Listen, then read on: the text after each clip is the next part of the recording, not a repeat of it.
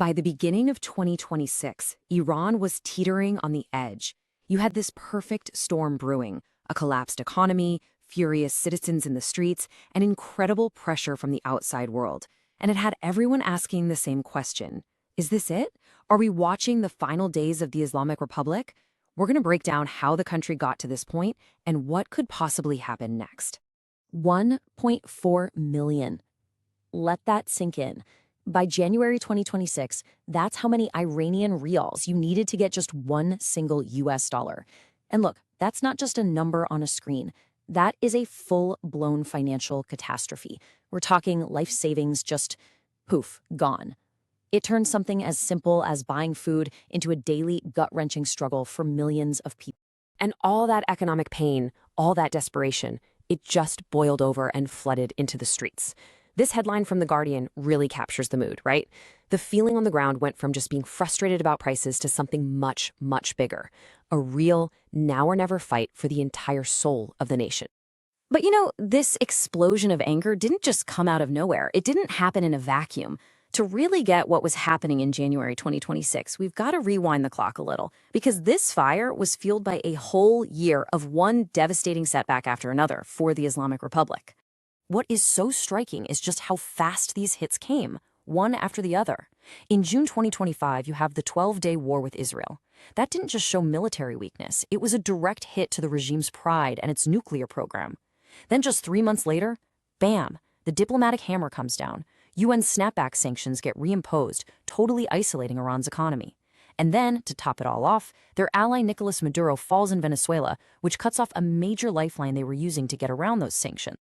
So while the regime is getting pummeled on the world stage, the pain back home was just becoming unbearable.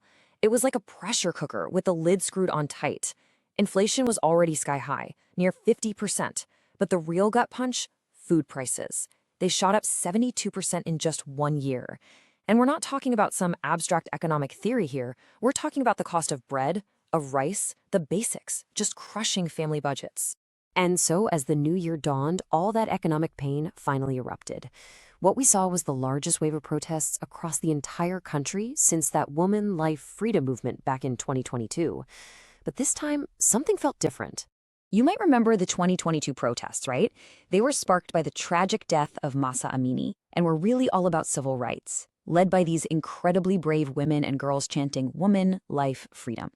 The 2026 protests, though, a different beast entirely. They were kicked off by pure economic collapse. The slogans were different, and reports on the ground said a lot more young men were playing a major role in these demonstrations. And those new slogans, wow, they were so telling. Chants like this one were heard all over the country. And it shows that this wasn't just about the price of chicken anymore. No, this was a deep, profound rejection of the regime's entire foreign policy. It was people demanding that the government stop pouring billions into proxy wars and start investing in the lives of its own citizens. And along with those economic demands, something pretty remarkable started to happen. A political idea that had been, pushed way out to the absolute fringe of any discussion in Iran suddenly came roaring back into the mainstream. Calls to restore the monarchy. Hearing chants for Reza Pahlavi, the son of the last Shah, it just signaled this incredible disillusionment with the very idea of the Islamic Republic. Now, into this insanely volatile mix, you've got protest, economic chaos, a very familiar and very loud voice from Washington, D.C. starts to weigh in, and his threats just dramatically escalate the entire crisis. On January 2nd, President Donald Trump doesn't just condemn the regime. He does something else. He directly connects how the regime treats its own people, the protesters, to a potential American response. He was basically drawing a brand new red line in the sand. And then, just 2 days later, the warning gets even more blunt. The language changes from coming to the rescue to getting hit very hard. Now, if you're in Tehran and you're thinking about a violent crackdown, the potential price for that decision just went way, way up. And then, on January 9th, came the phrase that just put the whole world on notice. Locked and loaded.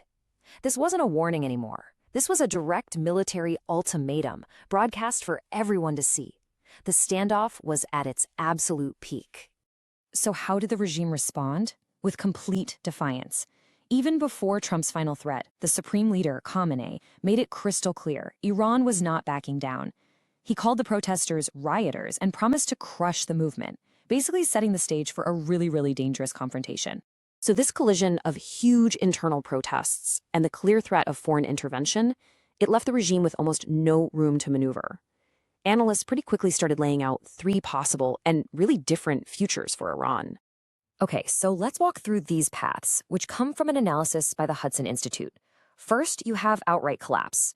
This could lead to a really chaotic power vacuum, maybe even civil war. Second, a partial transformation.